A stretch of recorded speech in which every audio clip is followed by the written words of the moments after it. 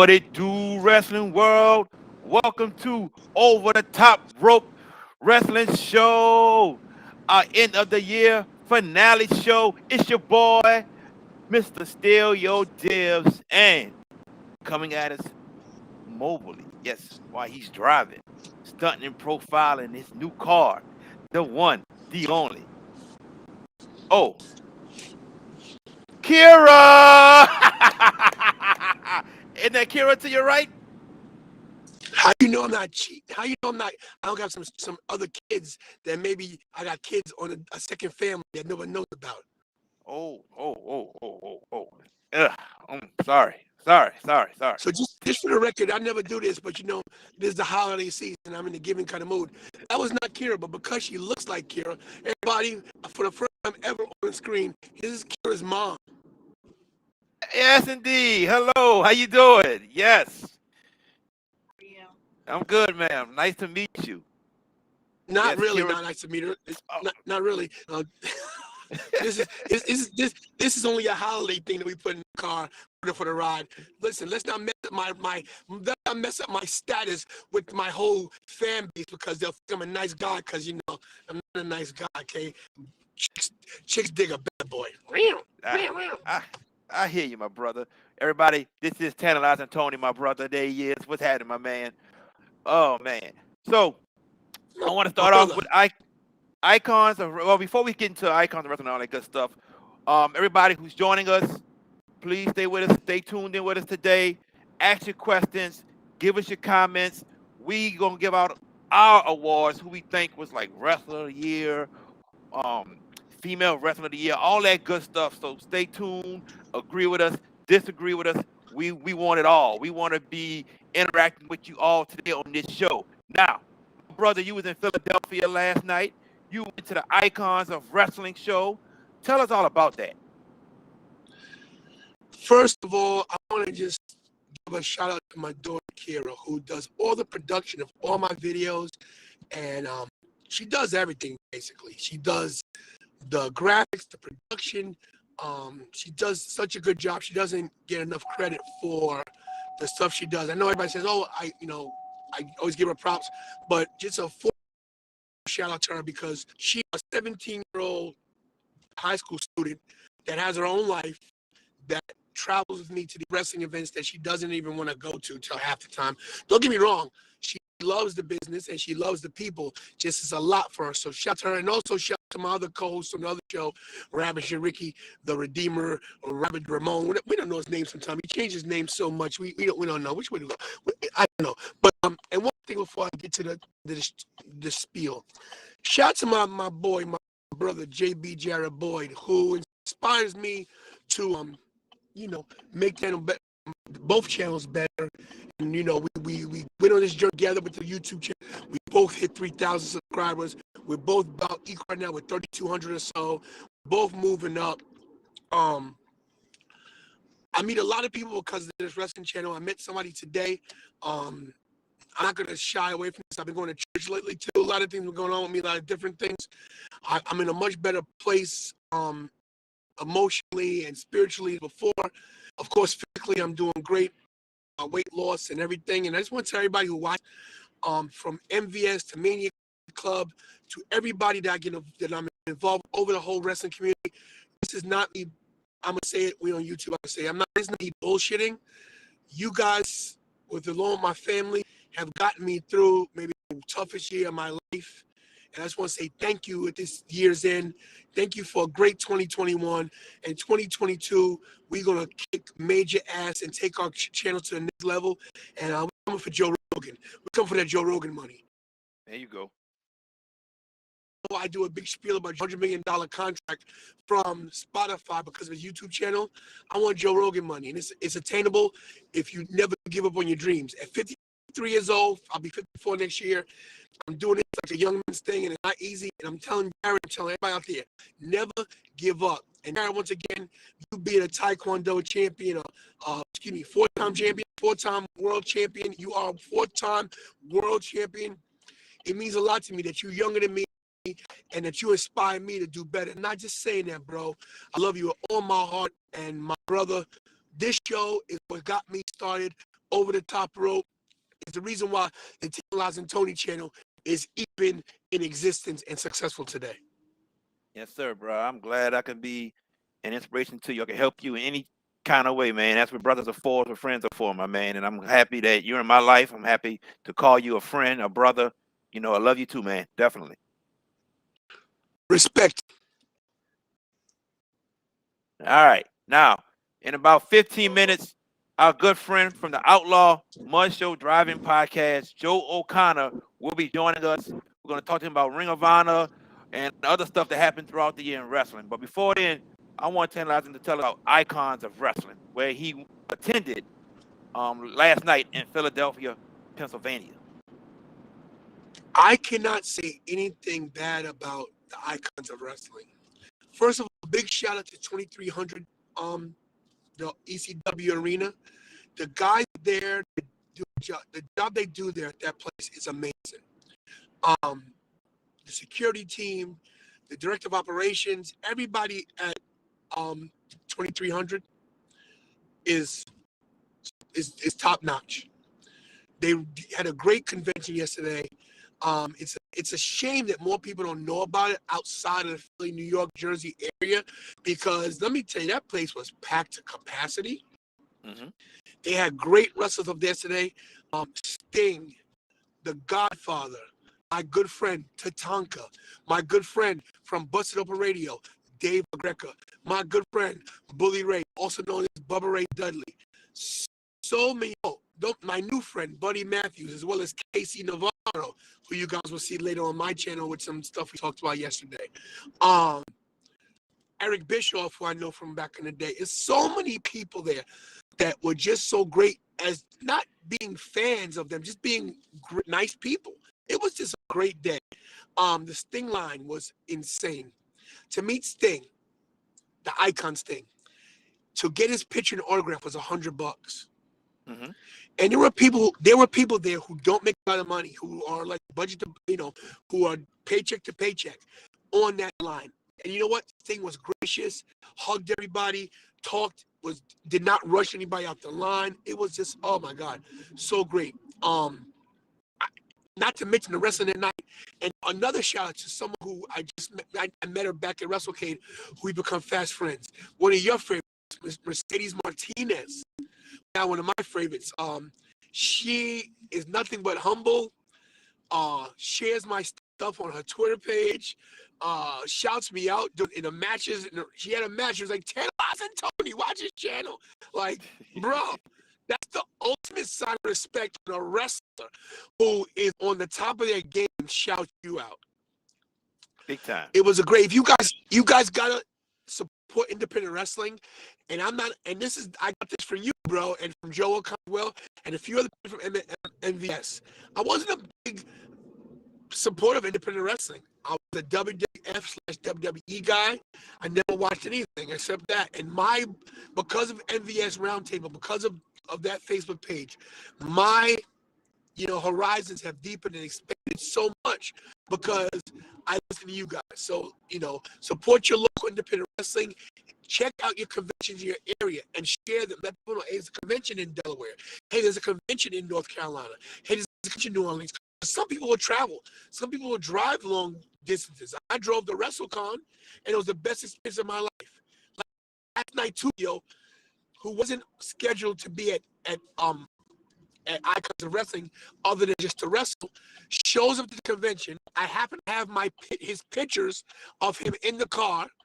He made some money because of that. Because I had the picture. There he goes, Tuco, go make some money. I'm doing a little vignette with Kira, and he comes on, hey, Tanner, I didn't know he was coming. Hey, Tantalizing Tony, watch your channel. So it's like, this is nothing but a great experience. Icons of Wrestling was a great experience. Just, bro, I know I'm long-winded today, but we haven't talked in a week, and it's just, bro, I'm on top of the world right now. Well, it sounds like you enjoyed your experience, like we always do when we go to any wrestling event. And you meeting Sting. It sounds like your first time meeting Sting, who is an icon, a legend, bruh. I'll be on cloud 9 also. Right. Listen, and yes, it was a great experience. Don't get me wrong. I'm sorry, I dropped my phone. It was a great experience, but let me tell you, most wrestling events, you have great experiences, and then you have negativity. And I want to say this one thing before we get onto your topic. There was some negativity there yesterday. I'm not going to call people out by name, but the people watching, and I belong to a few pages, and I'm going to mention the pages. So you guys can figure out who treated me bad. Now, I belong to MVS. I belong to Mania Club. I belong to a few pages. I belong to a page called Busted Open Nation. And, I would just say this. Some people from that page big time yesterday after, I don't know for what reason, I really wish I knew, but I don't know if they're mad at me for something. I don't know if I did something wrong. I don't really care at this point because I'm going to be who be. But I do know this. The last event that we had at the 2300 Arena, I sat at a table with Bully Ray and Dave LaGreca, who are great guys. And there were also some people there at that table. I paid for the entire table, their lunch. I paid. Mr. Tony, the bus driver, who doesn't make a lot of money, who works for the state of Delaware, who lives paycheck to paycheck, I paid for the whole table and I paid the tip. Right? And I'm not trying to boast or brag because I did it because David Greco was there. I did it because Bully Ray were there, and I respect those guys. And I did that for them. And because other people were at the table, I was courteous enough to pay for them as well. Never asked for a dime, never asked for nothing. And then yesterday, I was in there with Kira, and I was, hey, what's up? And they're like, hey, I got big times. Now, I wasn't going to mention who it was, but it was from the Busted Open Facebook page. They big time me. But I'm going to say this. I'm a bigger dude, and whatever reason they big time me, they must have their reasons. But let me just say this, okay? If there's any kind of something I did wrong, my apologies. If I didn't, okay? But here's the thing. I'm never going to apologize for me being me. I'm tantalizing Tony 24 hours a day, 7 days a week. I'm this way at home. I'm this way in the street. I'm this way. I'm never going to apologize for being in life and for being me. So if you don't like me, if you want to ride with the Tantalizing me, the Tantalizing Nation, don't want to ride on the Nation Tantalization train, then get the hell off. I don't care. And that's my spiel, and you just tantalize. Thank you, Mr. JB. Did you watch SmackDown this past Friday night? I sure did. Okay, so we saw Paul Heyman get fired. We also saw the return of Brock Lesnar. And this storyline keeps getting better and better and better. I'm more intrigued now to see what's going to happen at day one. WWE wants day one to be like now their fifth major. That's what they wanted to try to make it to become. And to have Brock versus Roman again, yeah, that's the perfect time to do it. But now Paul Heyman is no longer in the corner of Roman Reigns, and more than likely will be in the corner of Brock Lesnar. I mean, dude, I am so intrigued now on what's going to happen on the next two SmackDowns and at day one. What do you think? So let me first make a little disclaimer. Look, I'm not coming to day one. Okay. Damn. Let me tell you why. It's not because I don't want to go. Damn. It's not that I don't want to go. It's not a financial thing. It's not. It's that GCW in Atlantic City is the same weekend. Yeah. And here's my thing. And I'm going to be honest. I'm being selfish. I get more interaction with a local crowd like GCW because more independent wrestling. I get to be closer at ringside. I get to talk to fans in depth. I get to get my cards out. At the WWE events, it seems like a lot of people are standoffish towards wanting to talk on screen and want to interact. So I was thinking, should I fly all the way to Atlanta for day one to go for one day to fly in and fly out? I could drive to Atlantic City, sit there, stay there for 2 days, enjoy the atmosphere, enjoy the show, and get some more content for the channel, which helps the channel and more people can see stuff. Everyone's going to see day one because of the Peacock Network. Correct. Everybody's not going to see the GCW show. Right. So I had to make it clear that, and my main thing was, damn, I'm not going to see Jared. But you're going to the Rumble, right? I'm going to the Rumble. That's right. So I promise I will see you at the Rumble, and of course at WrestleMania. So I will see you at the Rumble. But day one, I gotta pull out a day one just because I gotta do what's right for the channel now. I gotta get ahead of myself. You know what I mean? Oh, I feel you. Yeah, I totally understand. So that being said, day one, which I think is gonna be a great pay-per-view, listen, SmackDown to me was unwatchable until Roman Reigns. I think they put on a terrible show. I said it during my live stream on the channel. I thought it was a terrible display. Once again, Kofi Kingston in day one, and the Usos again. Not that the match wasn't great, I've seen it 1,000 times, and I'm gonna see it again in day one, which I think is just overkill. The whole show to me was wrong until Roman got on screen, and then the payoff. Paulie fired by Roman Reigns. I think, like you said, it was very intriguing. It dragged you in. It made you say, okay, now we got a story. Now we got something going on. But if I'm doing predictions, which I'm going to do right here, it's a swerve. That Superman punch was just to throw us off. At day one, Paul Lee might be in the corner of Brock Lesnar. When he leaves the building, he will still be with the head of the table, our tribal chief, the man we all acknowledge, Roman Reigns. This is a swerve, bro. Oh man, I read on another page that somebody said the same thing you just said, that it's a swerve. They're trying to get us. Oh man, I don't know. I don't know what's going to happen. I'm not able to give a definite answer because when we started Crown Jewel, up to Crown Jewel, Brock said Paul did this for him. Roman doesn't know what's going on. He hopes that Paul Heyman was to him. And then in the match itself, Paul Heyman threw the championship belt in the middle of both guys. Like, y'all fight for it. Y'all do what y'all got to do. Because Paul Heyman did say whatever happens, he was going to leave with the Universal Champion. And Roman won the match, and Paul left. Now, with this happening, I just don't know. Because I feel like Paul's going to come out and help Brock some type of way. Or I feel like the swerve can happen. Like, this is all a setup. I just don't know.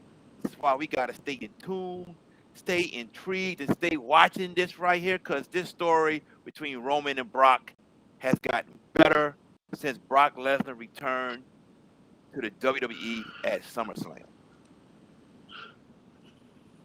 I agree 100%.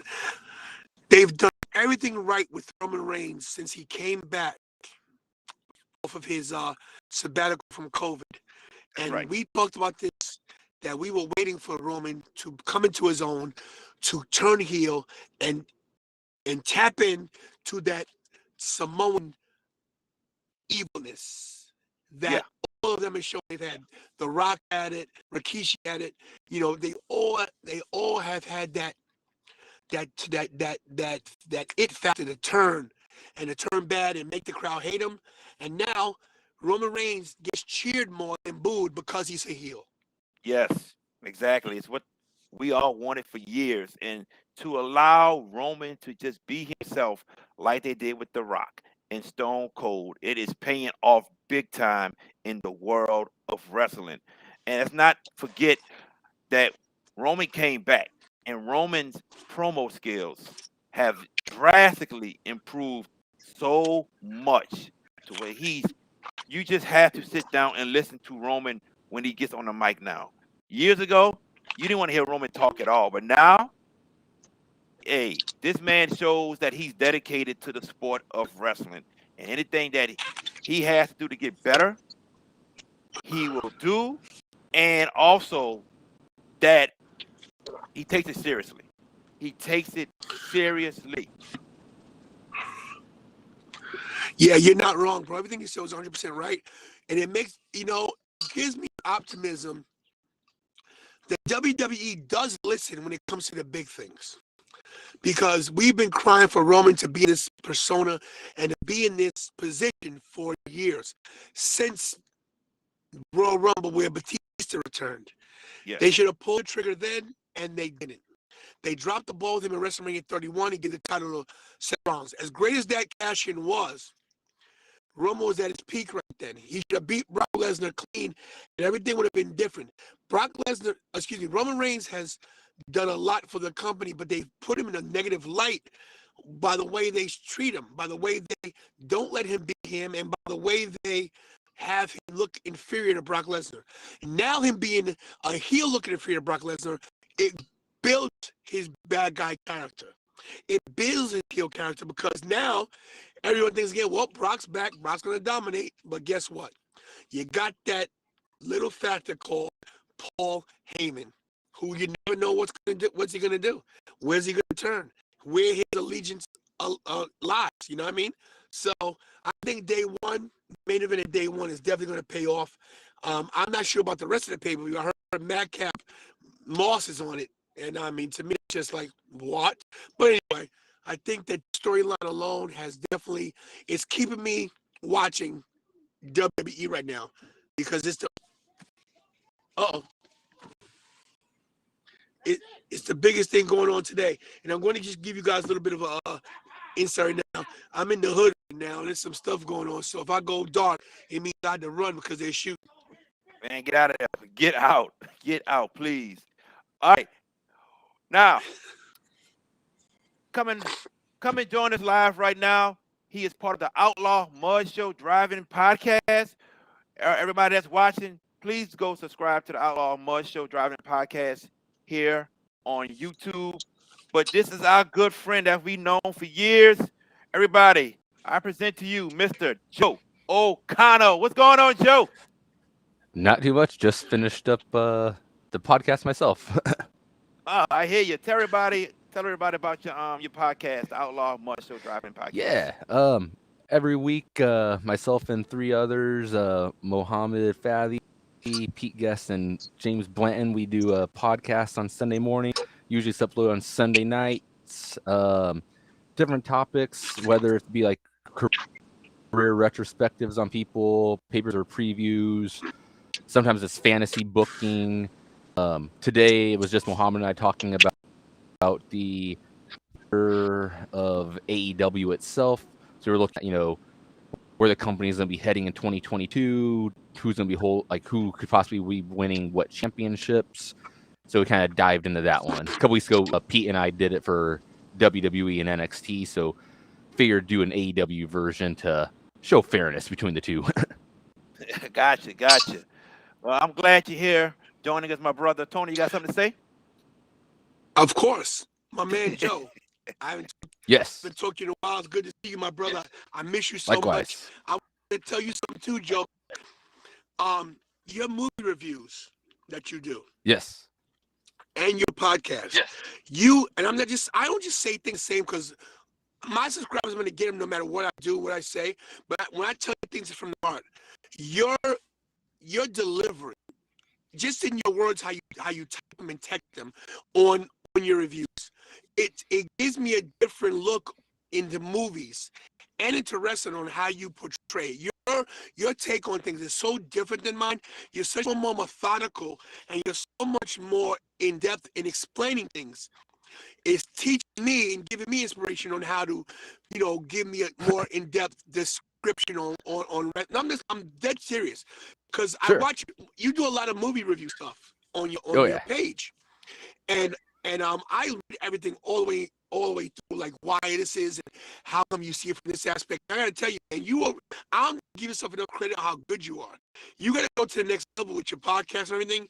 And anything I can do, I'd love to have you on as a guest on the Tantalizing Tony show because we do have 3,300 subscribers, almost 3,000, and I know, of course, Jared has you here all the time as well. But I'd love to have you on on the Monday night shows. We do the watch-alongs, and you can give your insight on stuff because, bro, your stuff is top freaking notch.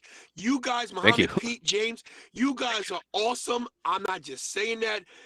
I love your 4-man panel, bro. It's good. It's good TV, bro. It's good content. Thank you. It really is, bro. Thank you. So give us. I know Joe's very humble. He's the opposite of me. I know I put myself over all the time, but Joe, you got to put yourself over more, bro, because you are the shit. That's true. That's right. He's so humble. He's so freaking humble, bro. Oh man, yes indeed. Joe, I want to start off with Ring of Honor stuff with you, because in my opinion, you are the biggest Ring of Honor fan that I know. I love this. I love the promotion. Yeah. Yeah, because you get deep down into it. Before I get into Ring of Honor Final Battle and Ring of Honor closing down, I want you to talk about I was there. Ring. Yes, sir, you were there.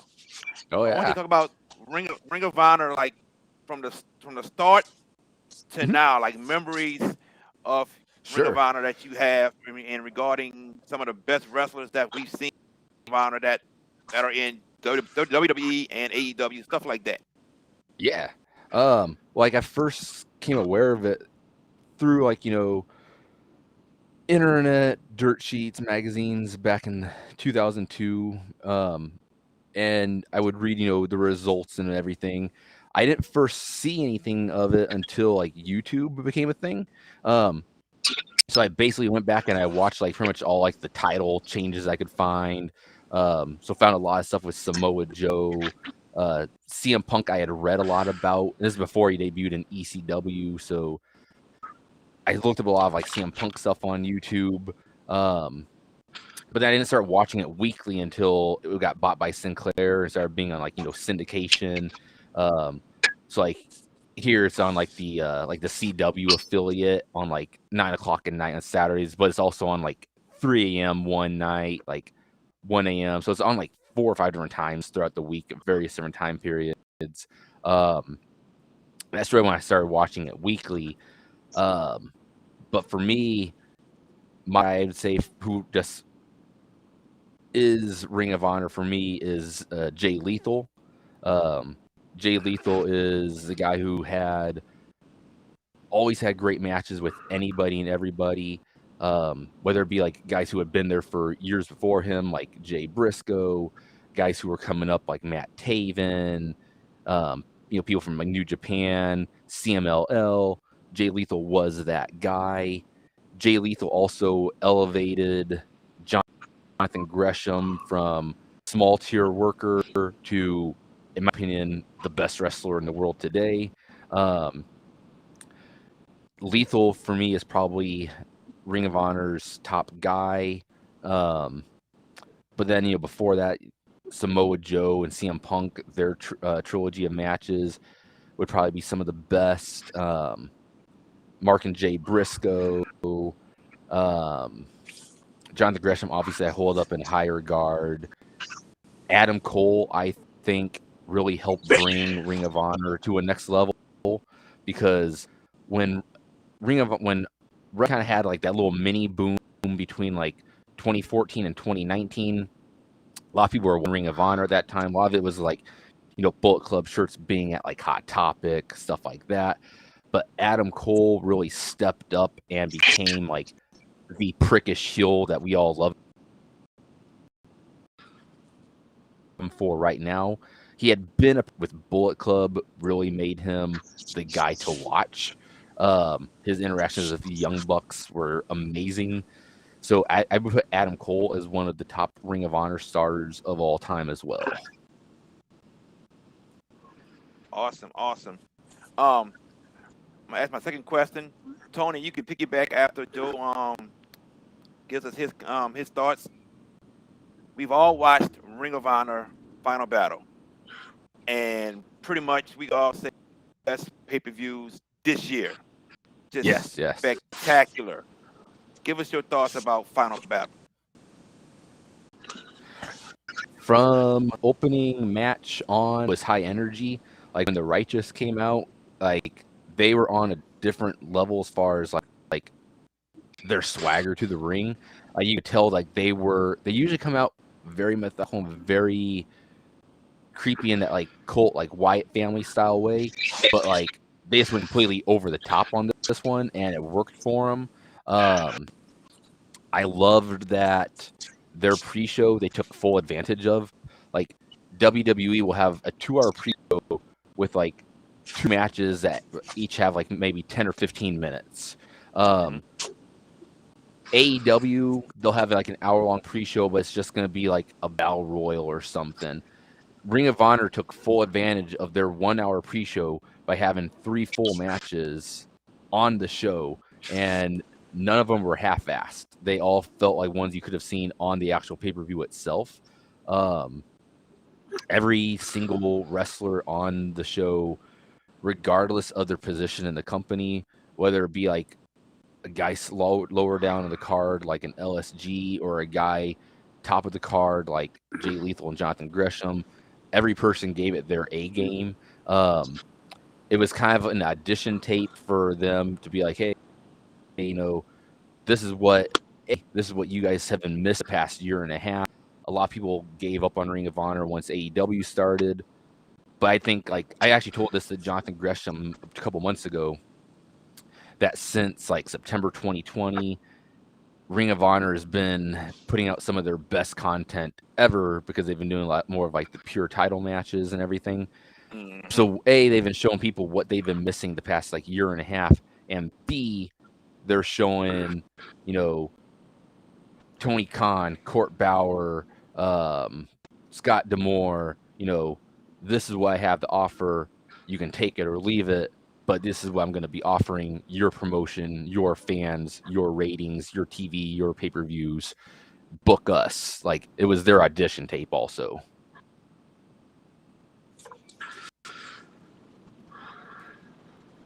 Tony, your thoughts about the pay-per-view? I have no thoughts. Come on. No, I'm joking. Joe, I'm sitting here. If you notice, I will talk a lot during the show, but when Joe's here, I just want to listen to what Joe has to say. So I gotta follow this guy. This is like I'm like Triple H and Chris Jericho, and he's like The Rock and Hulk Hogan. I mean, I don't want to follow that, But I'm going to give you a different view on it because I was there. I have a problem with that show, and it's not the wrestling at all. I thought the wrestling was top notch. I'm so glad I got involved in Ring of Honor the last year and a half because of Joe. Joe is a big proponent on Ring of Honor, and I started watching because of Joe. I've been to 3 Ring of Honor shows now. Yeah, 3. Primarily because Joe said you should go to these shows, and I did. I had to be a Final Battle. I didn't get to talk to Joe prior to that, I should have.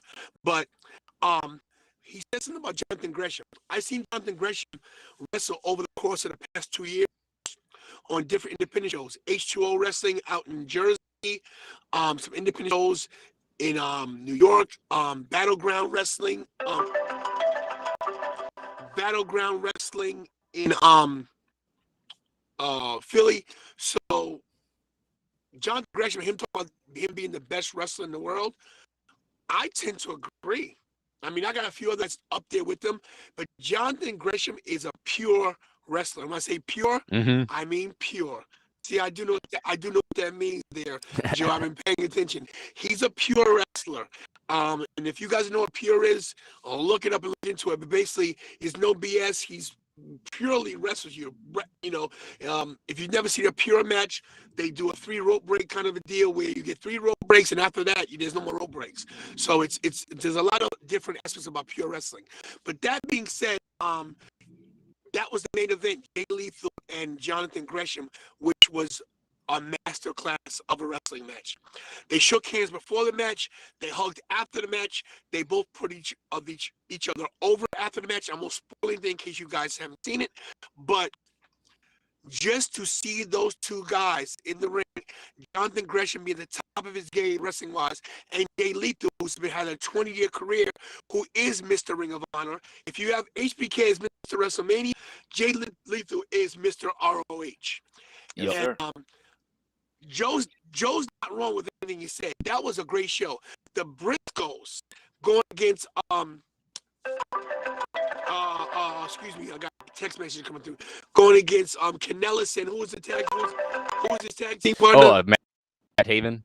Right, Haven. Maria got involved. What a great match that was. And then with I know I'm gonna spoil this because it was already on my page, with FTR showing up after the fact, after I won't say who they confronted, but that was incredible. The women's match was great. The pre-show was awesome. My only downfall of the whole event was the fans. And I think the fans should have been a little more into it. I think the front ranks were great. Guys in the rafters, not so much. But the thing that upset me was more Ring of Honor alumni did not show for the send-off. I Yes. didn't like the Yeah. videos with, oh, hi, I'm CM Punk and mine. Hi. No, these Ring of Honor made these guys. They should have, I don't care who paid for their flight. They got money. These are millionaires. They should have booked a flight to Baltimore, flew in, got a car service, got a party bus, correlated something to get together, and showed up for the send-off of Ring of Honor. I'm sorry. I would have just my loved to take, and have that's seen how I feel. like guys. I was thinking this about a month ago that I was like, all right, Gresham wins the title. How cool would it be to see like the champions of the past kind of come out and like, you know, give like a round of applause or something. So you would see like a CM Brian Danielson and maybe not necessarily Adam Cole, since, you know, that he's still like a heel and they're kind of against each other on TV or whatever. But, you know, Right. just people, champions of the past coming out, No, but doing see, a lot more like but see, cameos and I everything. disagree with you. I disagree with you on that point about Adam Cole being a heel right there. You suspend disbelief when it comes to respect. Sure, You know, we true. see Sasha Banks break character. We see Sasha Banks break character in NXT with her and Bayley with the Iron Man match, the 30-minute True. Iron Woman match. So you can break character for something like that. I'm very upset about this because I'm poor. Okay, I'm poor, but I find a way to travel to these events to see things that you might not normally see. I go to a lot of events because I know some people can't go, and I want to give them my take and put some content out for them to see. Adam Cole is a millionaire. Daniel Bryan Danielson, whatever his freaking name is a millionaire. The only person I can excuse for not going is Samoa Joe because he's still under contract with WWE and he can't go, so Yeah. they won't let him. Tony Khan allows these guys to go to independent organizations and do other things. If they go to Impact and put Impact over, there's no reason why these guys see Punk for 7 years and owes that company his livelihood. Mhm. He should have been on a plane. And if I ever meet any of these guys, Adam Cole, CM Punk, or Daniel Bryan, Brian Danielson, I would tell them, yo, you guys dropped the ball. Because without them, they wouldn't be in the position they are now. They should have been SL for Ring of Honor. If this is the last we'll ever see them, they should have put Jonathan Gresham over just because he deserves it, and who knows where he's going to end up. So to me, they dropped the ball. I And with totally agree. CM Punk, They dropped the ball. Go ahead, Joe. Punk went on his very first promo in AEW. He actually mentioned Ring of Honor too, because he flat out said, you know, when he left professional wrestling in 2005, and you know, he was basically glossing over that, you know, he didn't wrestle in WWE, that was sports entertainment, blah blah blah. It's like, if he's gonna flat out, you know, bring up Ring of Honor in a promo, it would have been perfect for him to show up for their final show, since he brought them up as far as him leaving wrestling in 2005 with Ring of Honor. Totally Not agree. to mention, I not agree. to mention, he freaking, when he did his whole pipe bomb interview on WWE, he goes, maybe I'll take the title back to Ring of Honor. So no excuse, Yeah. bro. No excuse for Yeah. CM Punk not to be there. Yeah. Most definitely. It's a $250 flight round trip from wherever you are to go to Baltimore. I know this because I travel for wrestling now, and so I know travel. And they've got frequent flyer miles, and it takes 20 minutes to get to from DC BW Airport to the UBMS arena because I for a living. It's a 20-minute ride from the airport. There's no excuse. You could take an Uber there for $38. Come in, make your appearance, take an Uber back out, and be back on the plane the same night. No excuse. Here's another question for you, Joe. Mhm. Tony just said that Tony Khan allows his wrestlers to go to independent shows. WWE has some wrestlers who came from Ring of Honor, one being Damian Yes. Priest. Why can't Vince McMahon just allow his employees to go to this Ring of Honor show from where they came from? Why can he not just allow them to do that? Especially being It's the last still show. Vince's whole thing. Vince has always had the whole him versus the world mindset, where he ignores other professional wrestling companies, even though old NXT, you know, they would reference, you know, other promotions. Vince just doesn't like to do that type of shit, which I don't get. it's I get not wanting to have stars of his show up, in AEW. I get it because they're head-to-head competition, but Correct. a company like Ring of Honor that's just on syndication, and especially a company that essentially fed NXT from 2014 to this year. Because basically, before that, 2012 this year, because so many of their former NXT champions were all Ring of Honor champions. Right. And not necessarily even just champions. So many of their NXT champions have been in Ring of Honor. Period. WWE owes a huge thank you to Ring of Honor. It's gonna be one of those things that WWE does to make themselves look good. Like hypothetically, if WWE were to buy AEW or something,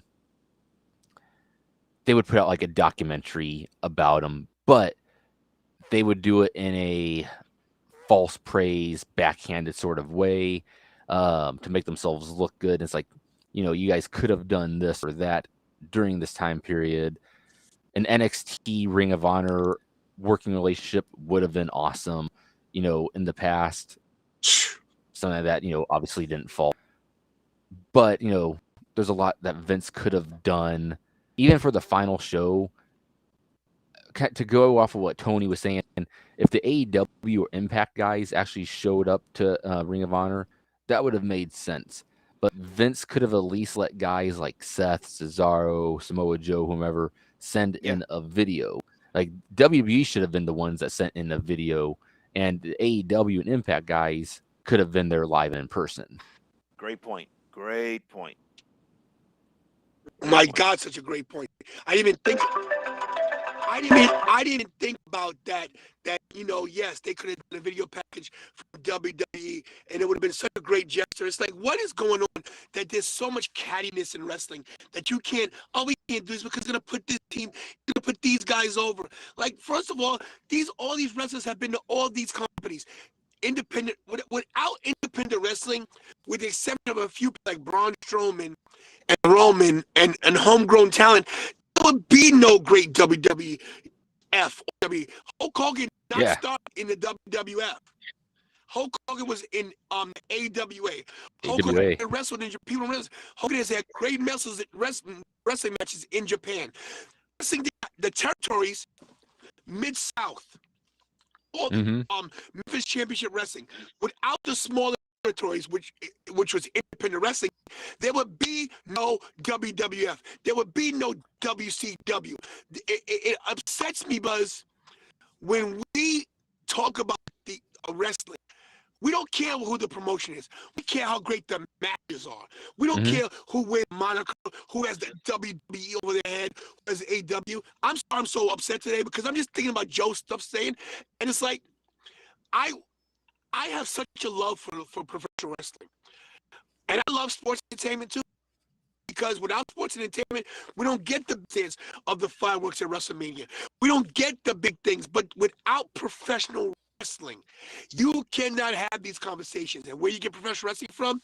Wrestling schools, independent organizations, like places where I come from, like the Hardcore Wrestling Alliance out in Long Island, like NYWC in Long Island, like ECW. You cannot have these big names without smaller promotions. Sorry, I digress. It's true. Very true.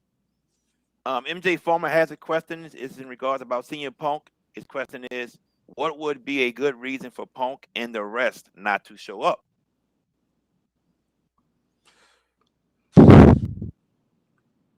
Laziness. As far as, especially because CM Punk 24 hours early was at C2E2 with them. And then at Final Battle, Danhausen was at Final Battle. So Punk easily could have been there on the same flight as Danhausen, but he was not.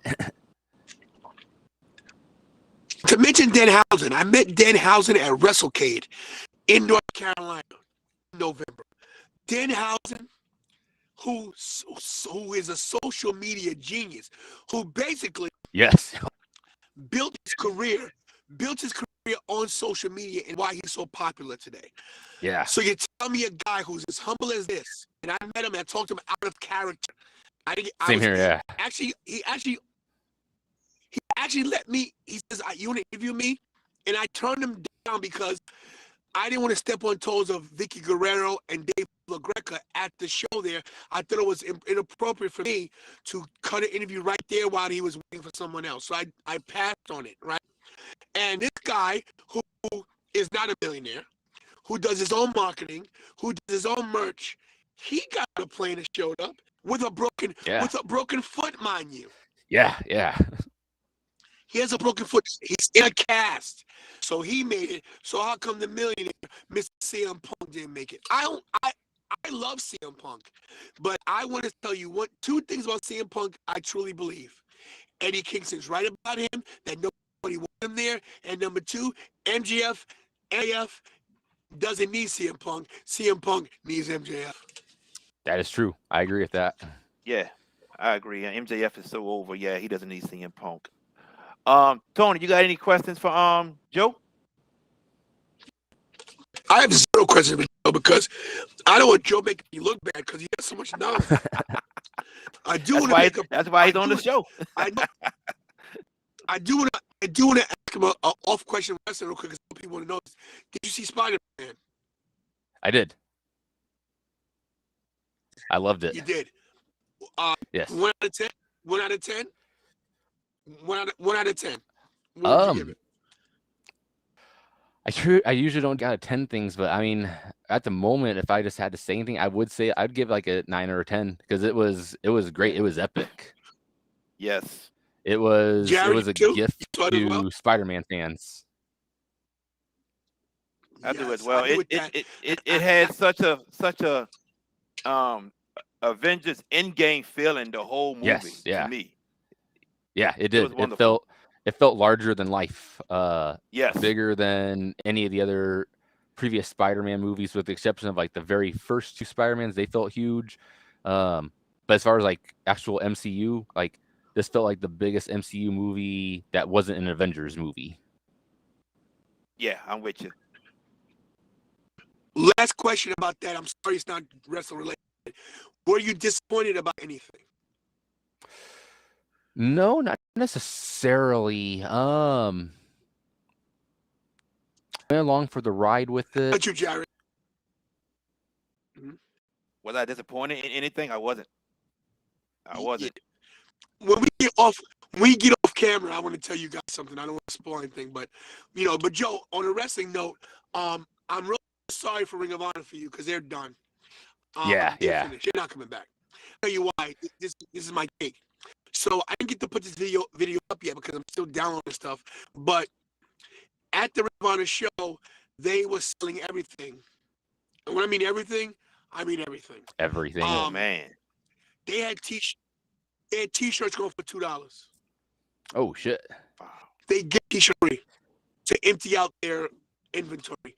I mean, I didn't get shirts. I thought about it. I'm gonna grab a whole bunch of stuff, but I wasn't even thinking at that point. But I'm talking about there were JD2 shirts going for $2. Jeez. They had Ozies. They had Ring of Honor bags. They were selling the Ring of Honor. They had 3 championship titles. I was trying to get on these, but this guy beat me to it. They sold the Ring of Honor title for $100. A legit replica for $100. They were getting rid of everything. So both of y'all do not think when WrestleMania week comes, and we've heard rumors about Ring of Honor trying to start up again around that time, y'all don't think it's going to happen? I don't think it is, honestly. I think AEW is going to purchase the library, or WWE is going to purchase the library. Not to mention Sinclair, and like the Sinclair company, they don't know what they're doing. No, Sinclair bought them just to have cheap programming, and like this weekend's ROH TV was basically their top prospect show, they were calling it. So it was basically showing their like stars of 2022. So it was basically like Ring of Honor 2.0. It was a bunch of people who you don't really know, with the exception of the main, which had like Dak Draper and Josh Woods in it. But The other matches were all guys who you don't really see on ROH TV. And it's like, this ain't really what Ring of Honor is at the moment.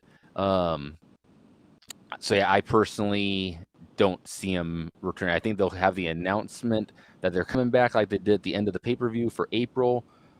But personally, I think AEW is going to pick up the library. Because AEW kind of needs to have another company's library if they want to do, like, if they want to get into streaming themselves. Right. Like if they were to do something on like HBO Max or whatever. If AEW had like Ring of Honor matches on HBO Max, it gives them plenty of content. Yeah. Wow, I didn't think about that. Don't know why I didn't think about AEW trying to buy the video library, but good point. Great point.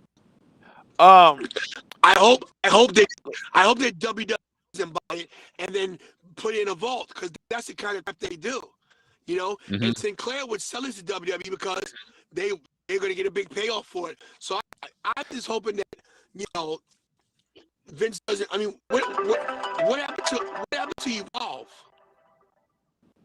I think What happened to Sinclair Evolve? would sell it. Evolve, they got purchased by WWE, and they were originally going to have NXT second show, which essentially became 205 Where Live is now, Evolve? which And it's where nowhere. is it? And where's Evolve? Exactly. Yeah. Because Vince got a hold of it, and that's what happens. And this is what he does. He buys these companies. He bought WCW. And the invasion angle with WCW could have been epic. Epic. Oh yeah. You didn't even need the names. You didn't need Kevin Nash. You still could have done it better than that. But no, he ruined that. Look that down. Now he's got Evolve. Now he's gonna outbid. Listen, Tony Khan's got more money, but Vince has better knowledge of the marketing aspect of wrestling, and he'll have a better pitch to get that Ring of Honor library. I think If he doesn't gets even that, need a pitch. it's a wrap. I think Sinclair Broadcasting, they're not necessarily wrestling fans. They're business people. And if you're just a guy who runs a business like Sinclair, if you were to be told, oh, I have AEW, or Tony Khan of AEW on the phone, or I have Vince McMahon of WWE on the phone, their brain will automatically go to, oh, WWE. I know what that is. I'm going to take this phone call. WWE has the benefit of having their name being recognized with a company like Sinclair. So Sinclair could easily just talk to Vince and ignore AEW because of the name recognition. Now, of course, Khan has a pretty self of more or less his dad, so that could be a factor as well. But I think WWE versus AEW, as far as a name to bring Sinclair into a phone conversation, WWE would outwin it that way. But again, I think AEW could do more with the library since most of their stars are Ring of Honor guys, whereas WWE would kind of be like, oh, that's just the indies. AEW would treat it as, a fellow promotion, whereas WWE would be like, oh, this is just, the minor leagues that they were in before they hit the big time.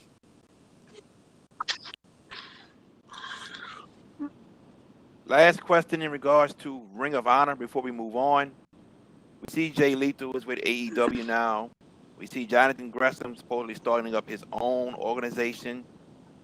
What other Ring of Honor stars can you see going to WWE or AEW?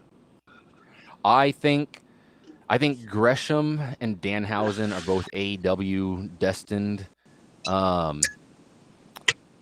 I think a lot. Briscoes are AEW destined. Matt Taven and Mike Bennett have been doing NWA, but they are also backstage at AEW. Josh Woods has done a dark match for AEW. The main Dalton Castle's an AEW possibility for sure. But I think a lot of the guys would probably be more like Impact bound or something like that. My big thing that I'm thinking is if they actually do a freer narrative versus the wrestling world feud.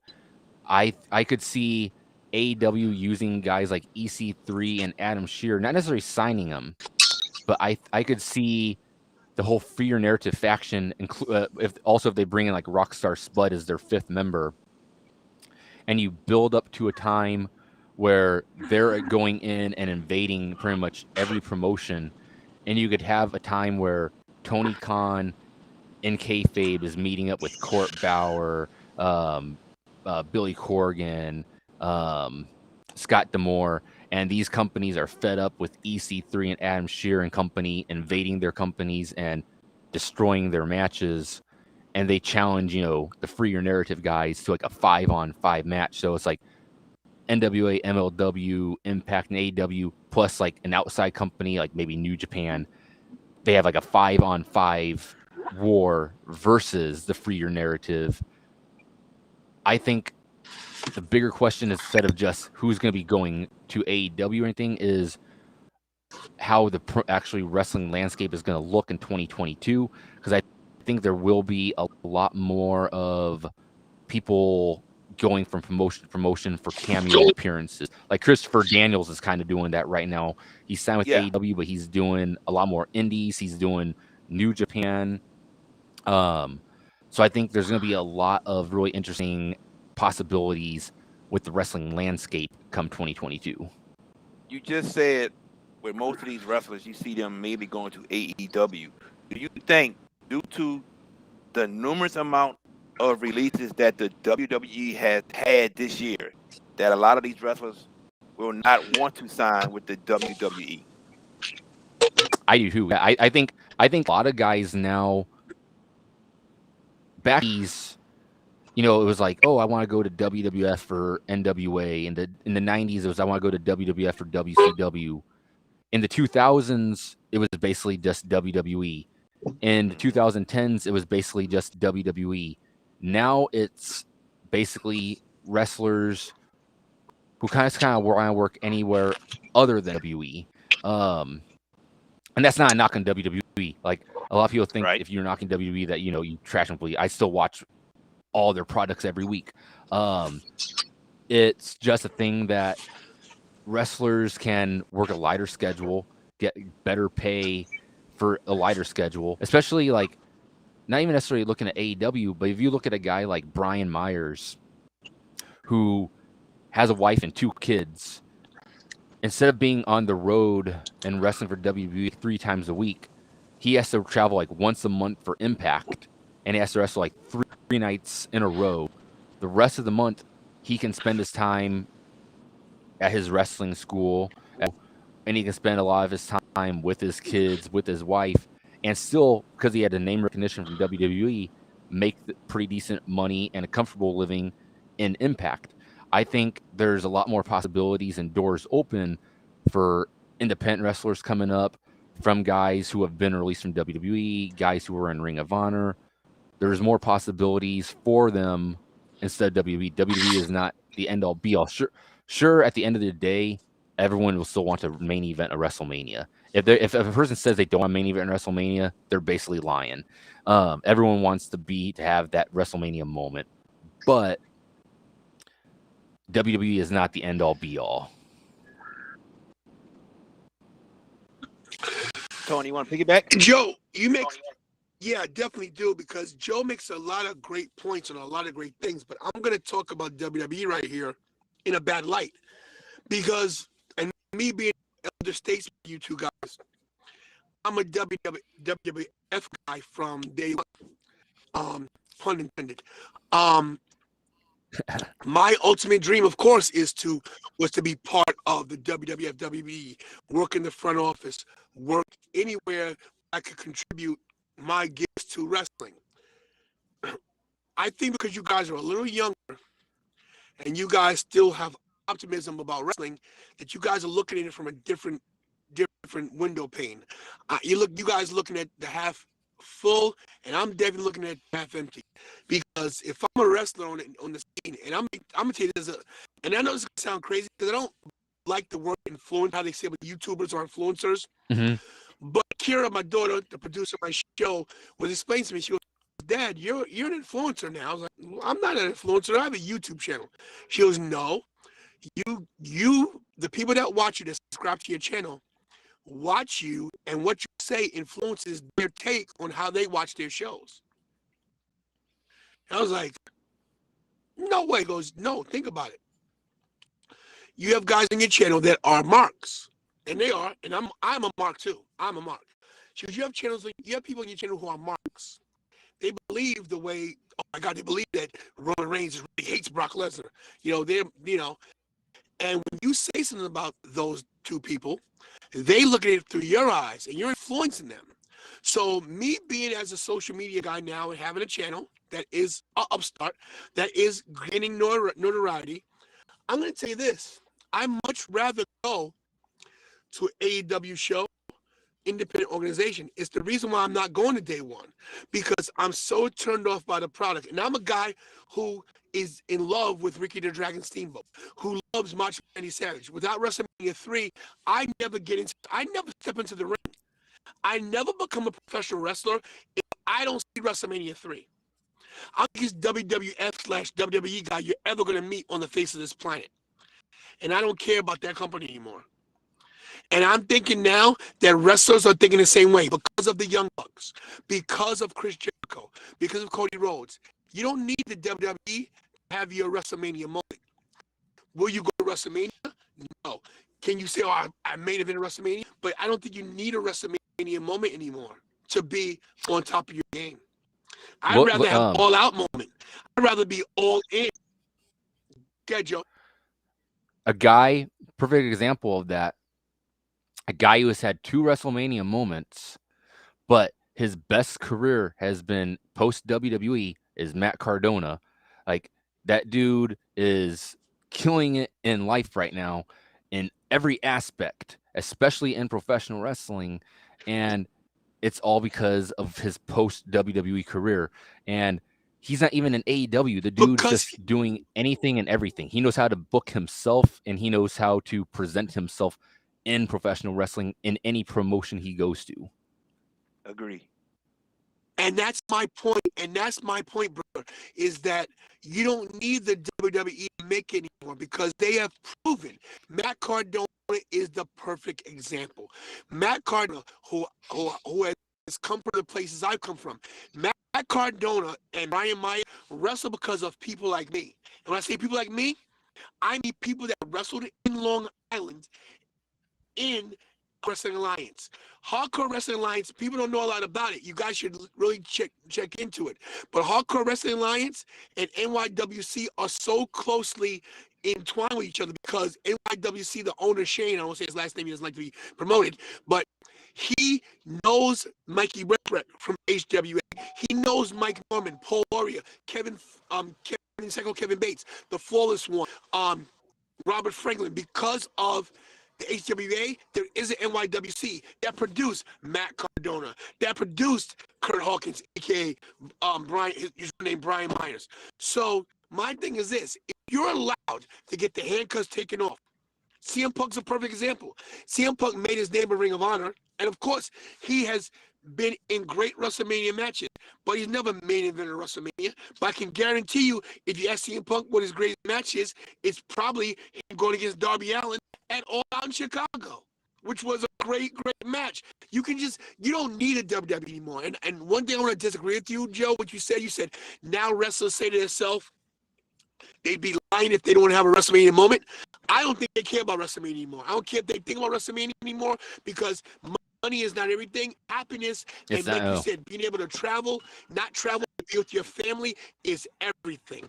Because now, like you said, their schedule's lighter, and they are the ones in control of their own destiny. Yeah. Great points from both of you fellas. Great points. I don't think either of you are wrong. I like both points. Now, Joe, this is I think Joe's 100%. I think Joe's 100%. Let me say this. I think Joe's 100% right. I think that the wrestlers now, they might have had, oh man, WrestleMania. I don't think they care anymore. I think that Vince has turned everybody off. If you can lose me, If you can lose me as your ultimate fan, don't get me wrong, I watch everything, but I'm not like, I can't wait. Now, of course, I'm going to WrestleMania. You know I'm going to WrestleMania because of you guys. I'm not going to see the matches. I don't care about who's in the match. I It's care more about the that I'm in camaraderie. WrestleMania with my friends and we'll have a good time. Yes, I don't care about WrestleMania. And I care about you guys. that's the other thing with like having your Mania moment is it's more of a hindsight thing. It's more of a person in the back of their mind thinking themselves, it's like, oh, everyone wants to have that, Steve Austin being a Shawn Michaels type moment. But it is the thing where it's just the time has completely changed. And WrestleMania itself doesn't really feel like WrestleMania itself anymore. WWE just doesn't feel like it even cares about wrestlers anymore. So wrestlers are more or less smartening up to the ways, like you were saying, going to AEW and having like an all-out moment, or going to like Impact and having like a Slammiversary moment or something. It's just one of those things that there are moments that people can make at other promotions that'll live on. And then you look at a company kind of like with Matt Cardona and GCW. GCW went viral, and he had his big moment there. And for a while, GCW had more name recognition than Impact, ROH, NWA, MLW for like a 3-month span. So you can make your own moments in any promotion now. What a great point, Joe. My channel went viral because of Matt Cardona versus Nick Gage. Let me tell you what happened. I made a mistake because I was a rookie at YouTube, and I monetized that video after the fact. I should never monetize it. It would still be up to today. But before I did take that down, 445,000 people saw my Matt Cardona versus Nick Gage video. 445, almost 500,000 people saw that video. If I had kept that video up and never monetized it, if I never clicked that $sign, that video would hit 1 million easy. Yeah. Same thing for and me. I would be probably now at 10,000 subscribers. Same thing for me with at SummerSlam when Brock attacked John Cena, and SummerSlam was off the air. That's what started with me. So, right. Let me. So you had the viral moment, right? Yeah. Let me ask you this, Tony, right quick. Let me ask you this, because you just said for WrestleMania you don't care about the matches. Did you care about Sasha Banks versus Bianca? That's different, because let me explain that to you why. That match would have cared about anywhere. WrestleMania, last WrestleMania was a different animal because we haven't been in the arena in a year and a half. So it meant a lot to me because of atmosphere of what it was. But I'm going to tell you right now, if you hadn't been there, that would have been a different experience for me. We both were so invested in that match with both the girls we loved that it meant more to figure out what your reaction was going to be than I cared about the actual outcome of the match. Now, don't get me wrong, Bianca won, of course, and it was a great, but I didn't care. I care more about the reaction of the people I'm with. WrestleMania to me is not a wrestling match; it's an event. It's like it is. Yeah. I don't care about the Super Bowl wins. I care about the good. I care about the good food. I care about the restaurants. I care about hanging out with my friends. I care about Jared. Think about this, bro. That WrestleMania weekend, we ate like kings. Yeah, we did. We ate like kings. We went to great restaurants. We went to the restaurant where we sat at the bar and had that freaking I had a lettuce wedge. I had a wedge of lettuce that looked like a masterpiece. It looked like a masterpiece of food. I don't care about WrestleMania. I booked my WrestleMania trips because I'm like, oh my God, I haven't seen so-and-so in so long. I hadn't seen Jared in 3 years before that WrestleMania. I could not wait to get there. And I was sick and out of it and in not good condition. And I didn't care because all I cared about was seeing Jared at WrestleMania. I don't give a shit about WrestleMania. I care what WrestleMania used to represent. And my thing is, it's more about, like you said, Joe, the camaraderie, the friendship, the love, and just being together and getting that moment. Joe, me and you have this is so crazy. Joe, we have a great WrestleMania moment together. It wasn't the main event. Yep. It was not the main event. Daniel Bryan versus Kofi Kingston was maybe one of the best of my life because we hugged. Yeah. We were like, yeah, that was the greatest, one of my greatest moments ever. So we have that forever because, of the camaraderie. You know what I mean? Yeah. Joe, me and Tony talked about this at Mania this year in Tampa. we had a good time together, but not being around Pete, Mohammed, Dime, Josh, just to name some of us, Tough. all of us Yeah. not, yeah, and all of us not being together, it just, something was missing. Brian Blackman, who's commenting right now. What's Yeah. up, B Cannon? He's commenting right now. He wasn't BK. there. Alan Blake, just to name some of us, man. Just the friendships that we all have with one another. That it just felt so odd that it was just me and Tony and the rest of you guys weren't there, and Yeah. understandably so because of COVID, the pandemic. We understand, but I'm hoping. Fuck So here we COVID. go. I said it. Joe, are you going to the Rumble? A Rumble, I am not. Okay, but you're going to Mania. I am playing it by ear. Depends on work and everything for it, but I'm playing it by ear. Okay, gotcha. That's better than saying no, but hopefully Yes. it works out. Hopefully it works out, and we will see you at WrestleMania, my friend. Definitely. Listen, Joe, whatever you got to do to make it, try your best. I know you're going to try your best, but I'm telling you, I want this Mania to be huge because I'm telling Hell you yeah. guys, I'm not trying to say anything against anybody else, but I got a feeling that my channel and Jared's channel are going to go next level at WrestleMania. There's a lot of I things I want got Joe going channel to on. go next I level might too. be a vendor. I might, it is going to, trust me, but I might be a vendor at WrestleCon this year. Hey, I'm thinking about that too. Yeah, I'm thinking about that also. Jared, we could talk about maybe doing some collaboration together because I can get Too Cold Scorpio. So, and let me tell you, I'm not going to try to talk about my money when I made, but I pay a certain amount for Too Cold Scorpio to get him there, and I pay for his airfare. That's what you do when you're a vendor. You pay for your you pay for the wrestler, and then you book, you pay for his travel, and I'm not gonna tell you what I paid because that wouldn't be cool. But I tripled my money at WrestleCon. Okay. I made my money back times 3. So excuse me, at WrestleCon. So imagine WrestleCon, which is the biggest event because of WrestleMania. Let me tell you something, bro. It's lucrative. It's very lucrative. We're gonna talk about it, you and I. We're gonna talk about it. All right, we're gonna keep Joe on for the rest of the show, right quick. Joe. Yeah. Oh yes. Oh yeah. We ain't let Joe leave. We got a few topics. Okay. Joe, you can't go there, bro. Got a few topics. Just give us your opinion on who you think deserves this award. So here are the Over the Top Rope Wrestling Show Awards for 2021. Here's the first one. We'll let Joe go first. Joe, your opinion.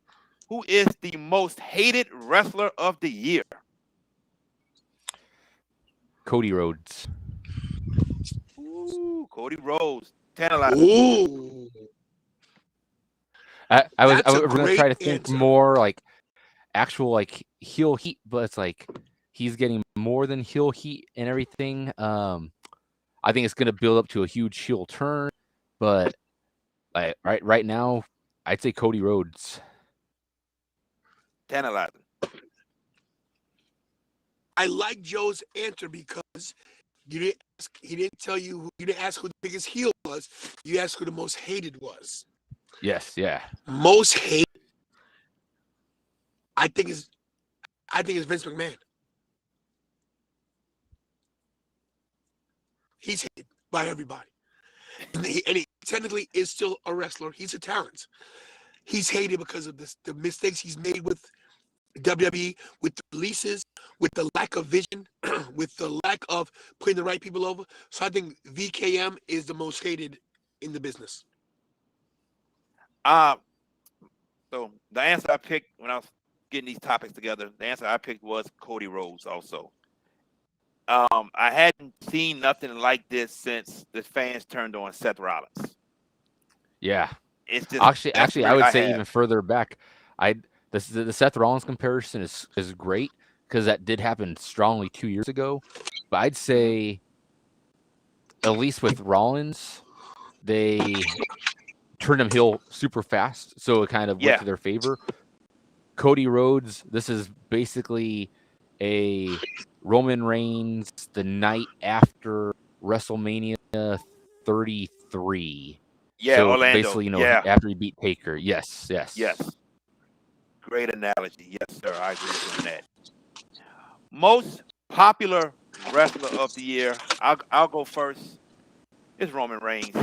I can't think of nobody else. Tantalizing.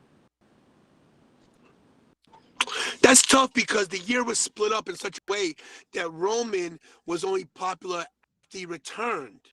He wasn't popular the first half of 2021. So I'm going to go with Bianca Belair. Joe. I think her I'm WrestleMania gonna moment go. was the talk of the town. I'm gonna have to go CM Punk. Okay. Wow. Match of the year. Tantalizing. Bianca Belair versus Sasha Banks. Hands down. Okay. Hands down.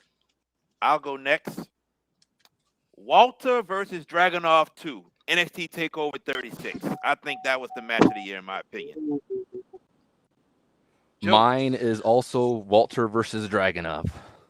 That's what I'm talking about. 2-1 on you, Tony. It's okay. And listen, this is why everything's subjective. So you Yes, guys sir. are not wrong. Those are great points. I look at it different than you guys. I look at aspects. I look at pomp and circumstance. Oh yeah, I know exactly how you're looking at it, and I can't disagree with you. So I know how you're looking at it. Feud of the year, Joe. Circle back to me. I'm thinking on this one. All right, I'll come back to you. Tantalizing. You answer first because I'm thinking now too. All right, I'll answer first. Edge versus Seth Rollins. That's my feud of the year. Oh, that's a good one.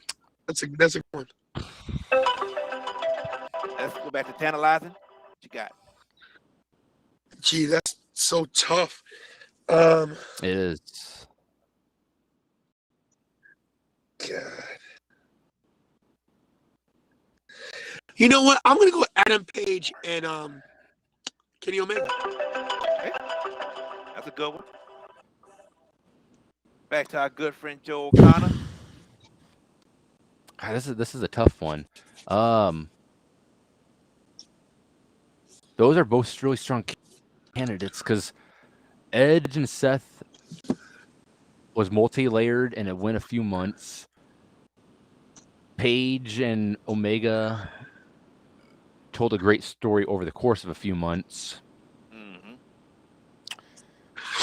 God, I'm trying to think who I would actually go with. And I just think I'm trying to think of NXT right now. Maybe let me try to get Joe in my corner. Also being there was for the AEW World Title. Made it a little put more of something on the line to fight for. Edge and Rollins more of a I think I am going to have to go with Adam Cole and Kyle O'Reilly, actually. Ooh, yeah. Oh, good one. Good one. Yes, sir. That was a great one. His is better than ours. Yeah, his is better.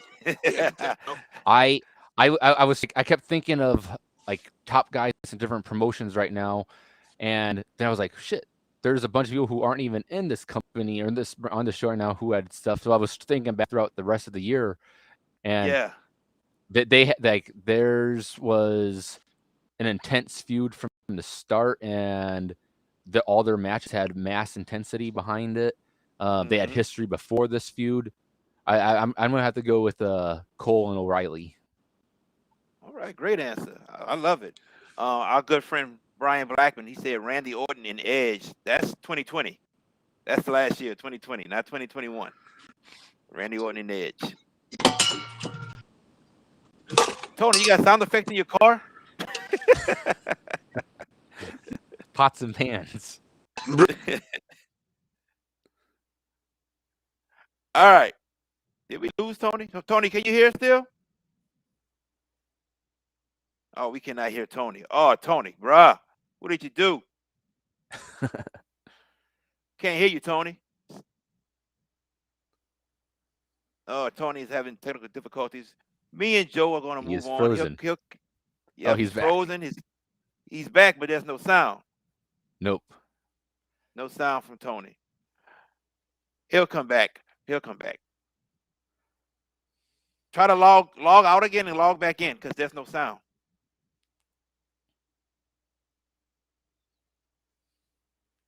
We're not going to leave you. We'll be right here. Log back out, log back in. All right, he's going to come back. All right. Joe, most improved wrestler of the year.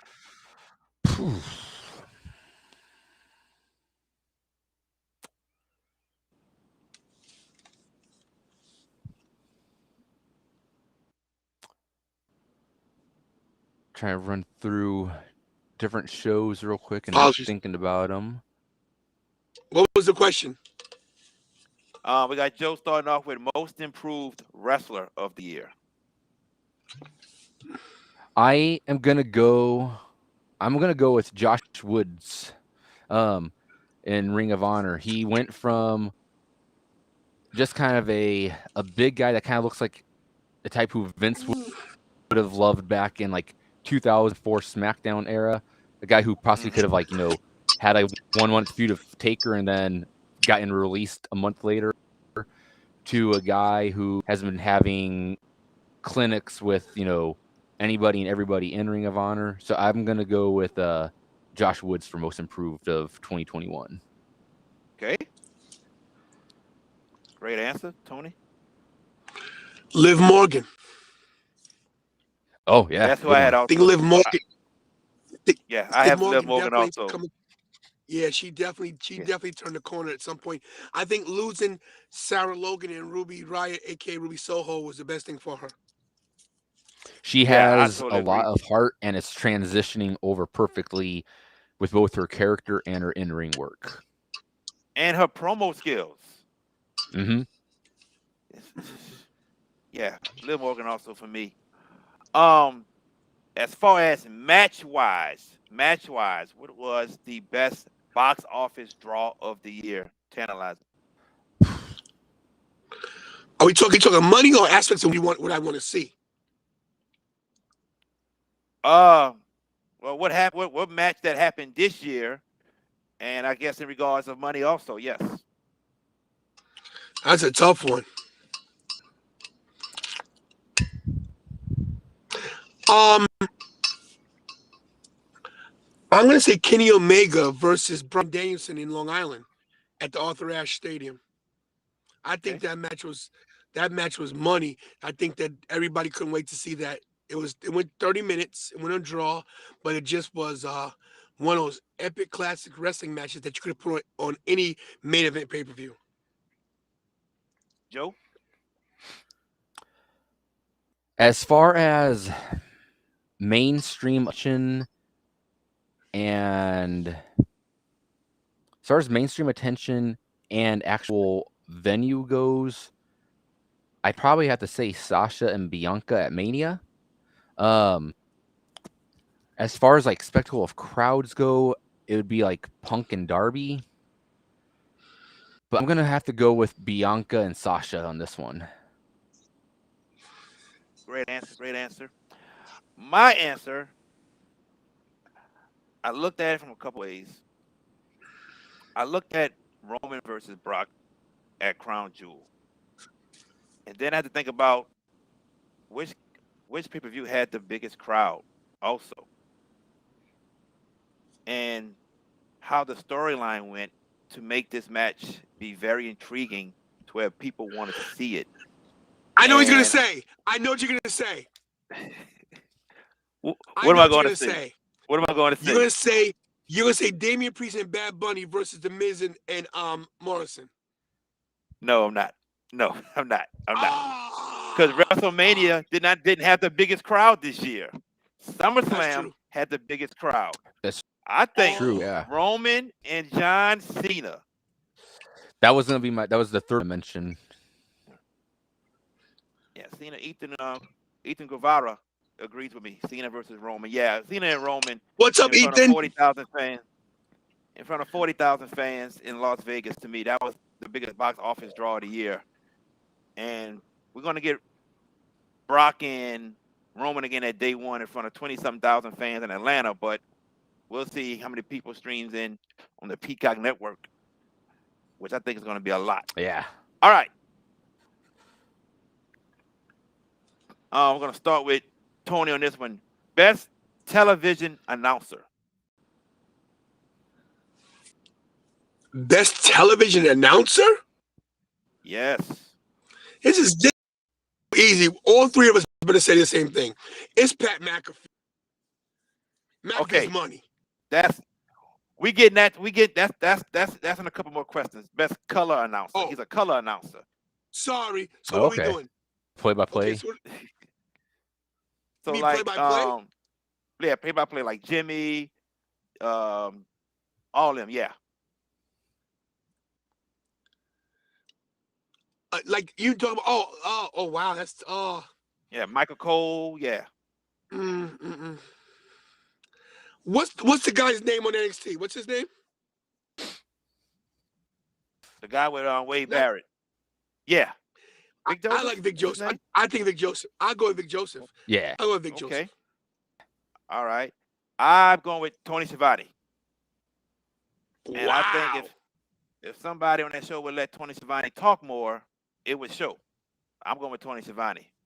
Yeah. Nice. Joe O'Connor.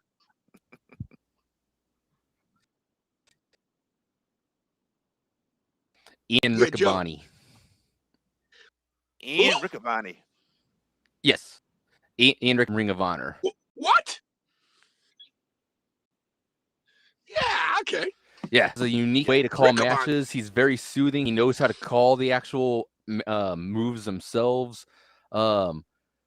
Most play-by-play guys get lost in the shuffle. WWE ways, they make them sound too much like Cole. AEW doesn't really get a chance, like what he was saying about like Tony Schiavone. He doesn't really get a chance to shine because of like Excalibur or like Jericho. Anyone, taking like moments away. Ian Riccaboni, I would put as the top play-by-play guy. Okay. Awesome. Worst television announcer. I'm gonna go first. And this guy to me is still the greatest of all time, but I think his time has come, and I pray that he gets better because he's sick right now. That's Jim Ross.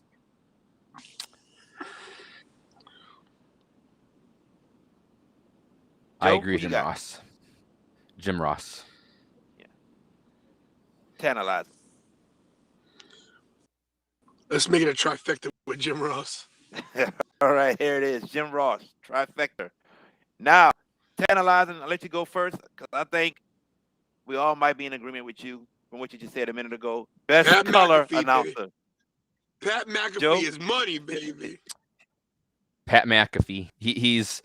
He's the best thing going in any announce booth in professional wrestling right now.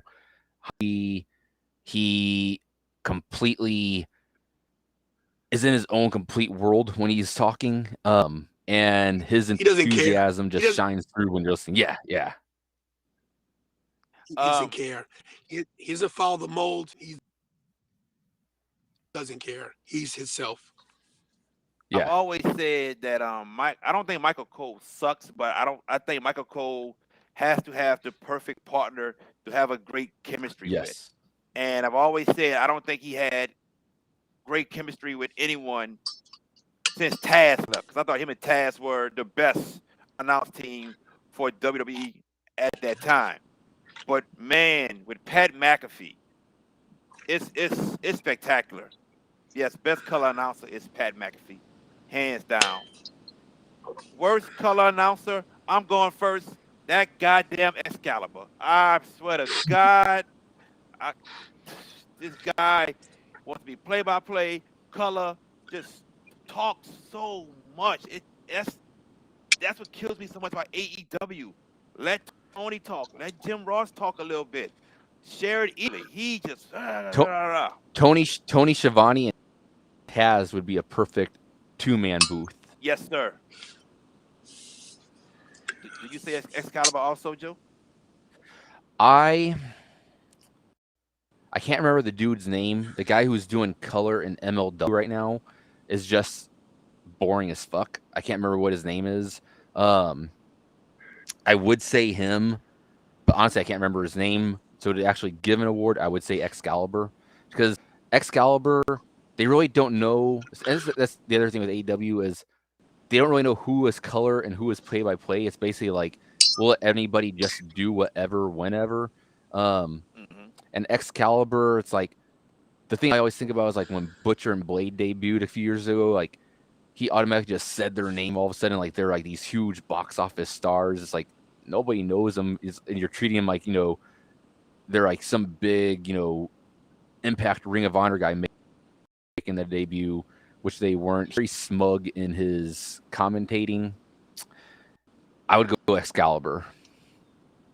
Were you thinking of Rich Boschini or Saint Laurent for MLW? Yes, Saint Laurent. Yes, Saint Laurent. There we go. Tony.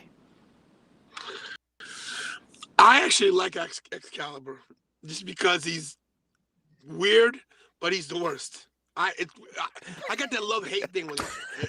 It's weird. I like him that he's terrible. I like that he's terrible. Makes sense. All I can right. get behind that. Joe, best wrestling show that comes on cable television. Now, when you say cable, does that include streaming services? I'm including streaming services also. Yes, sir. NXT UK.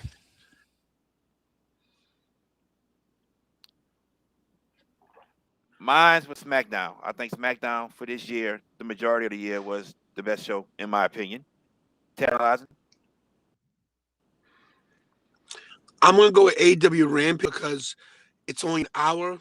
All the matches are high quality, and you get through really quick. Okay. The worst wrestling show. Tantalizing, you go first. Monday Night Raw. Monday Night Raw. Really Monday Night Raw. Wrestling. Really awful wrestling. The best pay-per-view of the year. Tantalizing.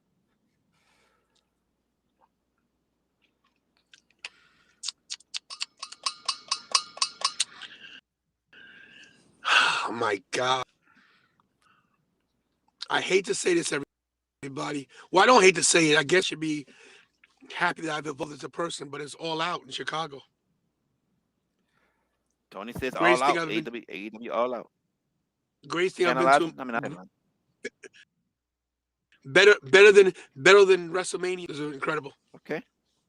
All right. Mr. Joe O'Connor. I'm also going All Out. It was the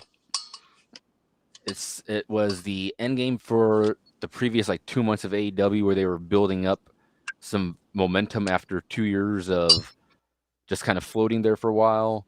And at the end of the night, if you didn't feel like a huge fan of not just AEW but professional wrestling in general, then you need to check if you're actually a legit fan of professional wrestling, because there was no one at the end of that night who wasn't excited to see, Punk versus Darby, or wasn't excited to see, Kenny versus Christian, to see, the debut of Danielson, the debut of Adam Cole.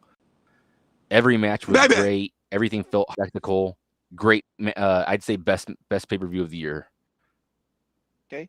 Before I give my answer, our good friend was Sean VK Jones chimed in, and he disagrees with us. He said Excalibur is great. He's great on the play-by-play. Think about it. Tony and Jim Ross are older now. They are also losing their touch. Excalibur does a great job carrying the show. My brother, VK, I love you. You know that, bro. You're my great friend. I strongly disagree with you. Strongly disagree with you. He doesn't give them a chance to say anything. Not at all. Tony Schiavone, to me, would be the best in the business right now. He still has his voice. He can still roll with it. Jim Ross, he's a little bit out of touch. He forgets what show he's on at certain times. But no, I disagree with you. Excalibur wants to be the man. He talks too much. Now, back to the best pay-per-view of the year. You guys said All Out. I say AEW Double or Nothing. I think Double or Nothing was the best pay-per-view of the year, my opinion. But we all 1, 2, 3 AEW. I'm gonna let Joe go first on this one, and I already know his answer. Pure Wrestler of the Year. Jonathan Gresham, hands down. I'm with Joe, Jonathan Gresham, Tantalizing. We're all in agreement that one. Boom. Tantalizing. Who is Tag Team of the Year?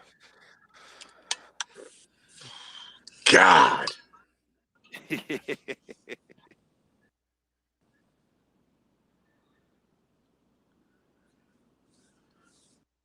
Oh my God. Because of the story and because of everything that they went through the whole year, and them not winning the tag team titles is the one thing we shout them. But I think Jurassic Express, Jungle Boy, and Luchasaurus. All right. I am going with the Young Bucks. I still think they're the best tag team in the world. I'm sticking with it. And they were the best this year, in my opinion, the Young Bucks. Joe O'Connor. I am going to go with. I think I'm gonna have to go with Pretty Deadly from NXT UK. They Wow. Great answer. kind of Great came out of answer. nowhere. They seemed like guys who once they won the belts would just be transitional champions, but they wound up having great matches with every team on the NXT UK roster, and the belts made those guys from jokes into legit threats. I'm going with Pretty Deadly. Great answer. That is great. Don't know how I forgot about Pretty Deadly, but that's a great answer. MJ Farmer, he says FTR, another great answer. And we got a guy named Mick Thomason who's watching. He says the Rock and Roll Express, and those guys are still wrestling at independent shows. They're still Mick wrestling. Thomason has to be Walter Sylvie right there. I'm thinking that. I'm thinking that. Yeah. It's not. It's not. Yeah. Mick Thompson's one of my subscribers. So yeah, they're very similar.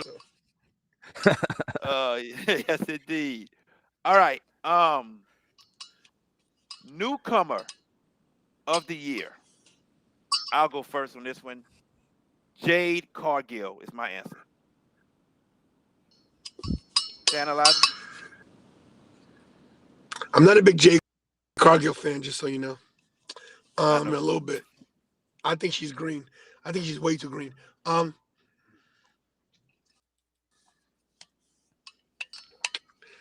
don't know if you consider this person a newcomer or not, but well, I guess you know what. I'm gonna give it to Rick Steiner Jr. I will not call him. Okay. He's talking about Brian Breaker for those who do not know, and Joe O'Connor. This guy, I'm gonna call him a newcomer because he's new to actual major promotions. He's wrestled in Australia for a couple years, but he caught my attention on 205 Live and was doing great work there. And now he's the top heel in NXT. I'm gonna have to go with Grayson Waller. Ooh, I think the dude has a great gimmick. I loved his gimmick in 205 Live. He's great in the ring. He's gonna grow tremendously in 2022. But I'm going with Grayson Waller for newcomer of the year. All right. Let's go to breakout star of the year. Somebody that just hopped on the scene within the last 3, 4, 5 months, and you're like, wow. I'll let Joe go first. Might be a hard So one. this could be a guy who's been. So you're thinking of like maybe a guy who's been in a promotion for a while, but finally had a big breakout moment this year. It could be that person too. Yes, sir.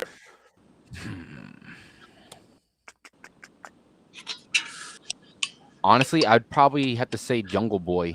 I think Jungle Boy went from being just a AEW signee this year and a tag team wrestler to being a guy who you can depend to put into main events. He grew with his character, grew in the ring. He feels like a big star now. His entrance gets fans super pumped. I'm going with Jungle Boy. He's going with the son of Perry. Tantalizing.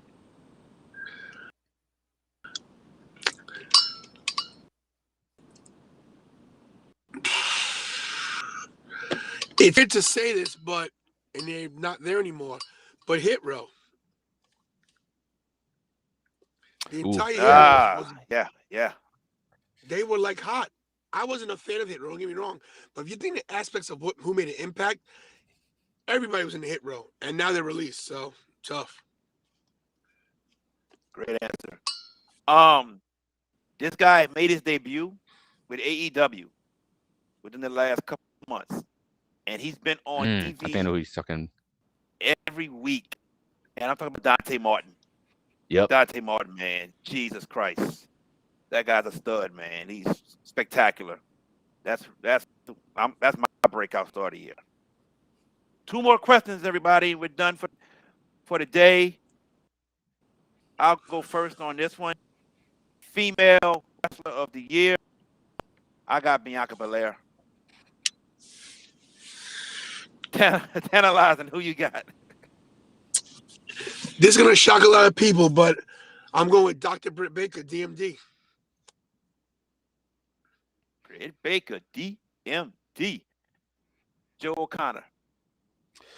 Even though the past couple months she hasn't really been doing a lot since moving to NXT, the first about 10 months, 9 months of the year, I wouldn't put anybody against her. I'm going with Kaylee Ray. Kaylee Ray. Awesome. What about your thoughts about Deonna Purrazzo? She would be my second pick. Awesome. I think that honestly, for me, the biggest women's money match for 2022 is if they have Deonna Purrazzo, win the Impact and ROH titles and build up to Double or Nothing, where it looks like it's going to be her with her belts versus Britt Baker. And, you saw Britt Baker win. Baker versus Purrazzo would be the women's match for 2022 to book to get, people excited and to possibly seal the show for female match of the year. Be huge. That'll be huge. Big time. Now, last one. Here we go. Male wrestler of the year. I'll go first. I'm going with your tribal chief, Roman Reigns. Tantalizing Tony.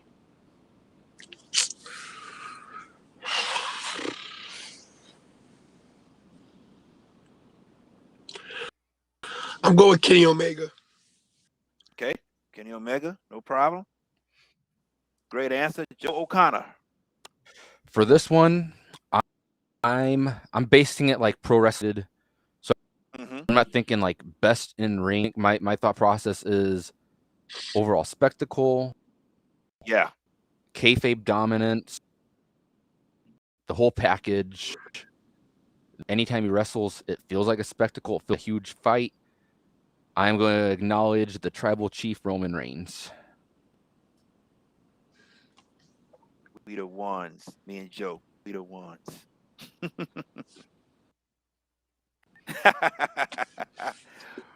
All right, before we go, Joe O'Connor, where can everyone who's watching this show and then who'll watch it later on YouTube through my channel and Tony's channel, where can it go to subscribe to your channel?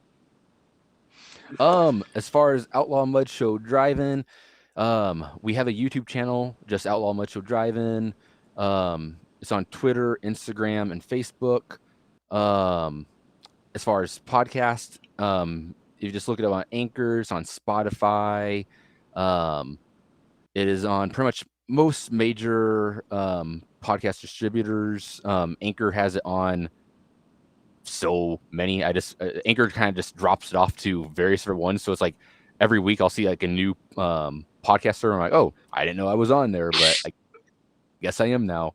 But Mohammed, he edits all of our YouTube stuff. He does great work doing that. And the YouTube thing seems to be the one that a lot of people watch a little bit more because it highlights little clips. So Yeah. YouTube Outlaw Mud Show Drive-In. There it is, everybody. Joe, me and Tony would like to thank you for joining us today Thank you. on the end of the year spectacular. Glad to Yes. be here, everybody. Likewise. Everybody subscribe to Tony's page, which is Tantalizing Tony. Also subscribe to my page, Mr. Steal Your Dibs Wrestling page. There's his business cards. He has one of his belts, and And also wait, he calls himself the YouTube champion. I call myself the YouTube. I am the one and only YouTube champion, as well as the TWF World Heavyweight Champion. And wait a minute, let me plug my thing as well. You can find me on social media at Facebook, Tantalizing Tony, on Instagram, Tantalizing Tony 11, EN, on Twitter, Tantalizing, and of course, right here on YouTube, the Tantalizing Tony YouTube channel, right here. There we go. Tantalizing Tony, all one word, Tantalizing Tony, or maybe it's a space. It is. Check me out. Hit that like, hit that subscribe, hit the notification. I'll be doing my weekly review show tonight at 8 o'clock. At 8 o'clock, I'm gonna have some special guests. Send some emails out. Check your emails. And Jared, always a pleasure. Definitely, my man. We will be back probably after the new year. So we want everybody to enjoy your Christmas, enjoy your New Year's, tune into GCW, tune into Day One, tune in to the Outlaw Mud Show Drive-In Podcast, tune in to Tantalizing Tony, tune into my page, because I know Tony's going to do some shows, prediction shows. I'll have a prediction show. And then, Tony, right after New Year's, man, when I get back to this regular schedule, we got some talking to do. Yeah, it's just so everybody knows, 2022, all three of these channels you're seeing are going to next level. We're gonna be doing some more collaborations. There'll be a lot more content out there. Content is the key, and stay tuned. The best thing you guys can do is share our channels with everybody. If you belong to another wrestling page, like you belong to, or you belong to the Busted Open channel, any channel you have that you belong to a wrestling channel, YouTube stuff, and copy the link and share it. Copy the podcast link and share them. It goes a long way. You can even share stuff in Messenger or text message. Copy and share them. It expands our channel. It gets us out there, and we can bring you better content. Yes, sir. Joe O'Connor, you have any last words? Nothing too much, but yeah, thanks for having me on. Anytime, my man. And this won't be the last time we have you on. The insightful, the knowledgeable Joe O'Connor. That's Tantalizing Tony. I'm Mr. Steal Your Dibs. Till next time, peace.